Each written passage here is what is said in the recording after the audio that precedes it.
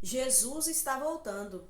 Tão certo como o ar que eu e você respiramos, Jesus está prestes a voltar. E aí, você está preparado? Você está preparada para se encontrar com Jesus nos ares?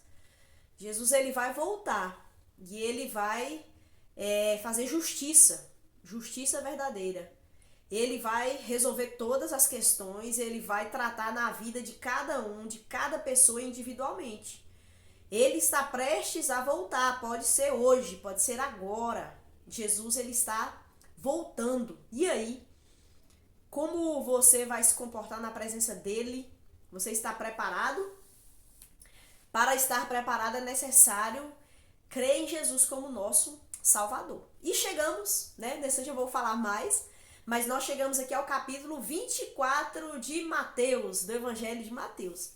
E quero dizer que você é muito bem-vindo aqui no nosso canal. Meu nome é Alba e esse é o canal Pouco Tempo.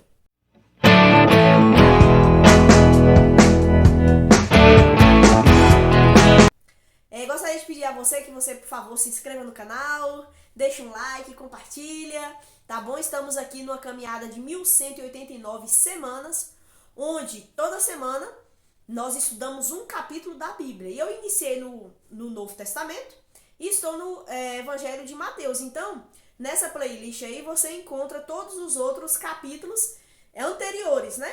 Então você pode ver ali desde a Bíblia, a introdução a respeito do Evangelho de Mateus, e aí, capítulo a capítulo, e chegamos aqui no capítulo 24.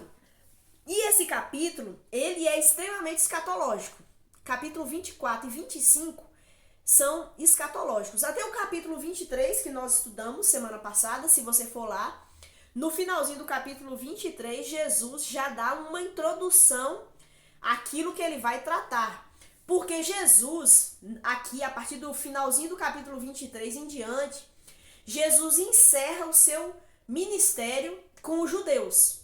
Jesus veio, nasceu, daqui mais um tempo, nós estamos no mês de novembro, daqui mais um tempo nós vamos comemorar o Natal, o nascimento de Jesus, e Jesus veio para resolver o nosso problema de separação de Deus. Ele veio para sofrer na cruz, se entregar na cruz, porque só o sofrimento dele, só a morte dele pode trazer vida, pode trazer perdão de pecados, pode trazer a solução que nós tanto almejamos e necessitamos. Somos carentes de Cristo. E ele veio, ele se deu, ele se entregou. E ele veio através do povo, de um povo, o povo de Israel, que foi feito por ele. Todos os povos da terra foram, né? Mas em especial, lá em Gênesis capítulo 12, Deus chama Abraão, e aí fala que vai fazer dele uma grande nação, porque em Gênesis 3,15, Deus prometeu a Adão e Eva que enviaria o Salvador, que pisaria a cabeça da serpente, que resolveria o problema que tinha acabado de acontecer. Adão e Eva pecaram, desobedeceram a Deus, foram separados de Deus, mortos espiritualmente. E Deus, em amor, em misericórdia, em graça, ele já tem um plano montado, que é a vinda de Jesus. Então, toda a história da Bíblia é mostrando esse Messias. Aí veio Abraão, aí a nação de Israel foi formada, Deus protegeu essa nação, a nação sempre se afastando de Deus muitas vezes, Deus trazendo ela de volta. Deus usou nações para castigar Israel, como um pai castiga o filho para que ele acorde, para que ele volte à sobriedade. E Jesus tratando com o povo de Israel. E aí Jesus nasce, o Salvador do mundo. E Jesus, tudo que Jesus fez, está escrito nos profetas, no Antigo Testamento. Sinais, maravilhas, Jesus cumpriu cabalmente tudo aquilo que foi profetizado dele. Mas os judeus se recusaram a crer nele como Salvador. Os fariseus, os saduceus, começaram a arquitetar um plano para matar o Salvador. Então, o povo de Israel virou as costas para Jesus, não quis saber de Jesus, não aceitou Jesus como seu Salvador. Então, aqui nesses capítulos 23, 24, 25, caminhando aí para o final do Evangelho, Jesus então encerra o seu ministério com o povo de Israel. O povo de Israel não quer saber dele, o povo de Israel não o aceita como o seu Messias. E aí no capítulo 23, versículo 39, Jesus fala: bem, pois eu lhes digo, você nunca mais me verá até que diga, bendito o que vem em nome do Senhor. Então Jesus encerra ali e fala, ó, vocês só vão me ver outra vez quando vocês clamarem a mim. E aí Jesus começa uma narrativa escatológica para mostrar quando eles vão fazer esse clamor. Porque sim, um dia os judeus farão esse clamor para que o Messias venha dos céus. E aí começa a narrativa. Então, do versículo 4 até o 15, vai falar sobre os princípios das dores. Mas aí eu quero ler aqui o versículo 1, né? Quando fala assim, quando Jesus saía da área do templo, porque eles estavam ali na área do templo, seus discípulos, e aí Jesus sai dessa área do templo para nunca mais voltar. Porque agora Jesus vai voltar em Israel em glória na segunda vinda. Então ele sai dali e não volta mais ali. Quando Jesus saía da área do templo, seus discípulos lhe chamaram a atenção para as diversas construções do edifício. Que o templo era muito bonito, não era igual de Salomão, porque esse templo tinha sido destruído e reconstruído no tempo de Neemias. Esdras vai narrar essa história. E aí, até no livro lá de Esdras, ou é Neemias, eu não lembro qual dos dois, mas fala que o povo chorou quando viu o templo, porque não era grandioso como o que Salomão construiu. Mas era um templo realmente muito bonito, grandioso também, que foi construído, né? E aí os discípulos mostram para Jesus, Jesus, olha que lindo, olha que maravilha, tudo isso daqui. E Jesus fala assim, estão vendo todas essas construções? Eu lhes digo a verdade, elas serão completamente demolidas. Não restará pedra sobre pedra. Então Jesus diz para os discípulos, olha, esse templo aqui que vocês estão aí admirados e boquiabertos, ele será destruído. Não vai ficar aqui uma pedra sobre uma pedra. E realmente foi. No ano 70 depois de Cristo, o imperador romano Tito destruiu o templo. Hoje só tem lá o Muro das Lamentações, mas não é o templo, né? Não faz parte ali do templo, mas tem esse muro lá, mas foi totalmente destruído. E o povo de Israel foi disperso sobre a terra. Foram espalhados. Só em 1948, o vídeo passado eu falei a data errada, mas em 14 de maio de 1948, o Estado de Israel voltou a ser um estado no sentido de país, o povo se reuniu ali. Então veja, do ano ali 70 depois de Cristo até 1948, então ficou esse tempão todo aí sem a nação de Israel se juntar novamente. E hoje eles não têm um templo. Eles têm desejo de construir há diversos planos, mas eles não têm templo. Então Jesus falou e a palavra de Cristo sempre é verdadeira. E aí Jesus, no versículo 3, começa a falar sobre o que iria acontecer. Na realidade, os discípulos perguntam, né? Diga-nos quando isso tudo vai acontecer. Que sinal indicará sua volta e o fim dos tempos? O fim dos tempos, sim. O mundo vai acabar. Sim. Prepara-te. Sim. Tudo vai ser destruído. Jesus vai voltar. E aí os discípulos falam, então, quais são os sinais? O Senhor vai voltar? Quando? Que dia? Como eu posso perceber isso? E aí Jesus começa do versículo 4 até o versículo 15, Jesus então fala do princípio das dores. Aí o versículo 4 fala assim, Jesus respondeu, não deixe que ninguém os engane, pois muitos virão em meu nome dizendo, eu sou o Cristo, e enganarão a muitos. Então, os sinais começam aqui, muitos aparecerão, e mais pra frente, nos versículos 23, 24, fala de novo, que vão aparecer Cristo dizendo, Cristo tá ali, Cristo tá acolá, vamos atrás do Cristo. E Jesus fala aqui que esses Cristos enganarão a muitos, porque o verdadeiro Cristo estava na frente deles. E muitos não creram, né? O povo de Israel rejeitou. Então outros mentirosos se levantariam. Aqui no Brasil tem até um que diz que é a Cristo, né? Então isso acontece. Mas no princípio das dores, lembrando aqui que Jesus está falando do arrebatamento, como vai acontecer. Na realidade, Jesus não fala do arrebatamento da igreja. Isso aqui que Jesus está falando não se trata da igreja, porque a igreja já vai ter sido arrebatada. Nós vivemos num período chamado período da igreja. Jesus levantou um outro povo, que é a igreja dele.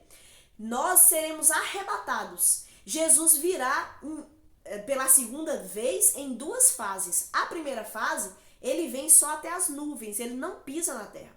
E na segunda fase dessa fase, aí sim ele pisa aqui na terra. Então, quando Jesus está para voltar, quando ele voltar nos ares, ele vai arrebatar a sua igreja. O que está narrado aqui é depois disso. Então terá 7 anos de tribulação, divididos no meio. 3 anos e meio terá uma certa paz, uma certa prosperidade, e se levantará um anticristo. Esse anticristo, ele vai enganar muitos, ele vai buscar ser adorado, muitos povos vão adorá-lo, e esse é o anticristo. Então ele vem, vai acontecer isso realmente. E tudo que está descrito aqui, a igreja não estará presente, porque ela já vai ter sido arrebatadas. E aí, nós já vamos ter sido arrebatados, né? Mas o povo de Israel será perseguido demais. O povo de Israel, esse anticristo, ele fará um acordo com o povo de Israel. Mas o povo de Israel será odiado e todas as nações se reunirão para destruir definitivamente o povo de Israel. O versículo 9 fala isso. Então vocês serão presos, perseguidos e mortos por minha causa. Serão odiados em todo o mundo. Então será um tempo de grande aflição, grande tribulação para todas as pessoas da face da terra, porque muitos flagelos e castigos virão sobre a terra, mas os judeus sofrerão ainda mais. Lembra, 7 anos, 3 anos e meio de paz e depois 3 anos e meio de grande tribulação. E aí a grande tribulação mesmo, o período pior, vai acontecer e é descrito aqui no versículo 15. Fala assim: chegará o dia em que vocês verão aquilo que o profeta Daniel falou, a terrível profanação, que será colocada no lugar santo. Leitor, preste atenção. Outras traduções falam: quem lê, entenda, porque você tem que entender ali o que Daniel escreveu. E eu vou ler aqui em Daniel 9, 27, essa citação. Daniel viveu 530 anos mais ou menos antes de Cristo, e ele profetizou isso que ainda vai acontecer. Ainda não aconteceu, mas vai acontecer. E o que Daniel falou? Daniel escreveu o seguinte: o governante fará um tratado com muitos por um período de 1 semana, que é os 7 anos, 42 meses, 1.200 dias, parece, uma coisa assim. Mas depois da metade desse tempo, então, são 7 anos, metade desse tempo, 3 anos e meio. Então, o governador mundial será o anticristo, ele vai vir, ele vai surgir quando a igreja for arrebatada, e ele, durante 3 anos e meio, a terra vai viver um período bom, porque ele vai trazer estabilidade econômica. Ele vai trazer uma paz, onde os países estarão ali em paz. Hoje nós vivemos um cenário político sempre conturbado aqui no Brasil e no mundo. Nós vivemos problemas econômicos muito sérios. Nós vivemos pandemias e coisas mundiais terríveis. E esse anticristo, ele vai trazer uma certa paz durante esse período. Vai vir aí a operação do erro, o Satanás estará totalmente aí solto, sem freio, a besta, falso profeta, e aí os povos vão se curvar a esses governantes, e esse governante fará esse acordo. Mas, olha, reparem, mas depois da metade desse tempo, então quando acabar os 3 anos e meio, ele acabará com os sacrifícios e com as ofertas, porque nesse período, primeiro período de 3 anos e meio, ele vai permitir e vai financiar e vai fazer com que o templo de Israel seja construído. Hoje, no local desse templo tem uma mesquita, mas ele vai fazer com que um templo seja erguido e volte à prática de sacrifícios de animais como era no Antigo Testamento. Só que ao final desses 3 anos e meio ele vai acabar com isso, e numa parte do templo ele colocará uma terrível profanação, abominação. O que ele vai fazer? Ele vai querer ser adorado como o Messias. Ele vai para o templo, ele vai para o lugar santo, porque o templo é dividido em lugar santo, lugar santíssimo. Ele vai para o lugar santíssimo e lá ele vai querer receber a adoração. Aí o povo de Israel vai despertar. Aí o povo de Israel vai acordar, porque o povo de Israel não vai querer adorá-lo, vai falar: não, você não é o Messias. Então a cegueira de que Israel vive até hoje será tirada, e Israel então vai perceber que o Messias já veio, que é o próprio Jesus Cristo. E aí do versículo o versículo 29 até o 31, não, a partir do versículo 16 em diante, vai falar agora da grande tribulação. Por conta dessa reprovação do povo de Israel para que o anticristo, então o povo de Israel vai ser massacrado, vai ser perseguido, não vai ser destruído, mas eles sofrerão grandemente, eles vão ter que fugir. Aqui fala, né, que se você estiver no telhado, não desça para pegar uma roupa, fuja. Aí ele, ai das grávidas, ai das que amamentam, porque será difícil fugir nessa situação. Então o povo de Israel vai ficar assim apavorado e o anticristo vai vir com tudo para destruir esse povo. E aí, o versículo 27 fala do pano de fundo que vai ter para o cumprimento do que Jesus disse no capítulo 3, versículo 39. Eu já li esse versículo antes, você lembra? Capítulo 3, versículo 39 fala que o povo de Israel vai clamar: bendito que vem em nome do Senhor. Eles vão clamar pelo verdadeiro Messias, para que esse Messias venha e os liberte e os salve de uma vez por todas. Eles agora vão perceber que eles precisam clamar por esse Messias. E aí o versículo 27 até o 31 vai falar sobre esse pano de fundo, e aí eles clamando o que vai acontecer. Então fala assim: porque assim como o relâmpago que lampeja no leste e brilha no oeste, assim será a vinda do Filho do Homem. Então Jesus vai vir depois disso tudo, desse clamor, no final desses 7 anos e meio, no final desses 7 anos de grande tribulação. Onde estiver o cadáver, ali se ajuntarão os abutres. Imediatamente depois da angústia daqueles dias, o sol se escurecerá, a lua não dará luz, as estrelas cairão do céu e os poderes do céu serão abalados. Então, por fim, aparecerá no céu o sinal da vinda do Filho do Homem, e haverá grande lamentação em todos os povos da terra. Eles verão o Filho do Homem vindo nas nuvens do céu, com poder e grande glória. Ele enviará seus anjos com um forte sopro de trombeta, e eles reunirão os escolhidos de toda parte do mundo, e de uma extremidade do céu à outra extremidade. Então Jesus vai vir. Muitos nesse período serão salvos, crerão em Jesus como seu Salvador, mas será um tempo extremamente difícil, um tempo extremamente doloroso. E Jesus, com poder e grande glória, ele vai vir e ele vai destruir os homens que se levantam contra ele. Haverá rios de sangue, sim, a destruição será muito grande. O sofrimento será... Jesus vai mandar tanto sofrimento que as pessoas desejarão a morte e não vão morrer. A coisa vai ser muito feia. Em Apocalipse fala que a grande batalha do Armagedon, Jesus vai vir com poder, vai ter tanto sangue que vai bater nos arreios de um cavalo. O cavalo é bem alto, né? Então, rios ali.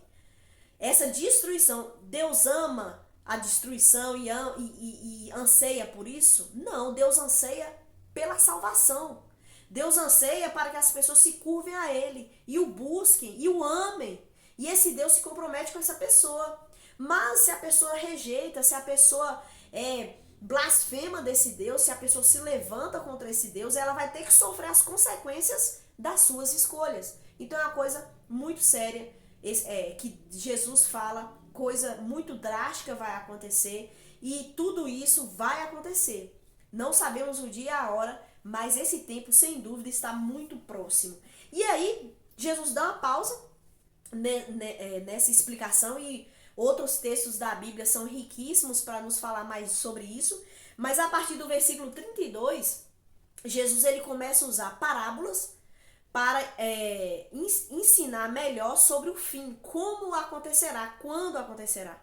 Então, agora Jesus começa uma sequência de parábolas escatológicas. E a primeira ele vai falar sobre a figueira, que é para as pessoas olharem para a figueira, assim como a figueira demonstra, né, os tempos e a sua produção, assim também nós devemos olhar os sinais.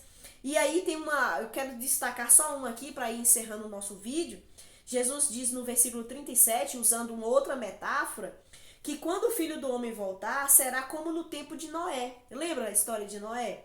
Nos dias antes do dilúvio, o povo seguia sua rotina de banquetes, festas e casamentos, até que o dia em que Noé entrou na arca.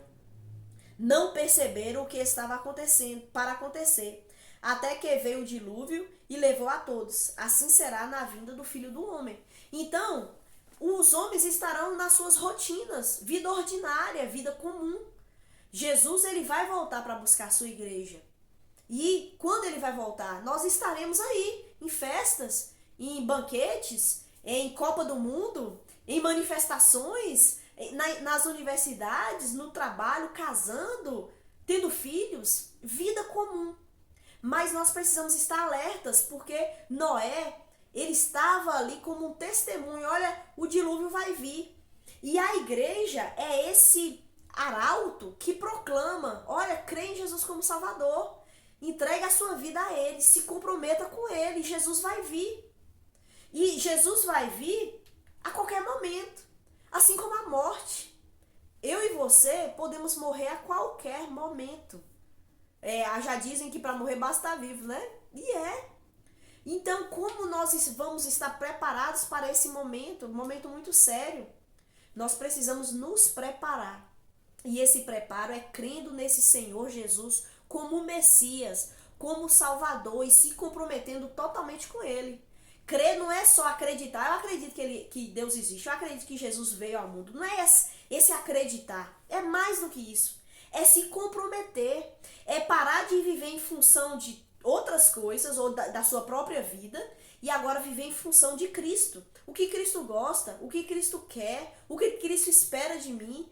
Onde Cristo está, eu quero seguir a Cristo, é esse comprometimento. Ir na igreja, fazer parte da igreja, não parte de ir de vez em quando, mas se comprometer.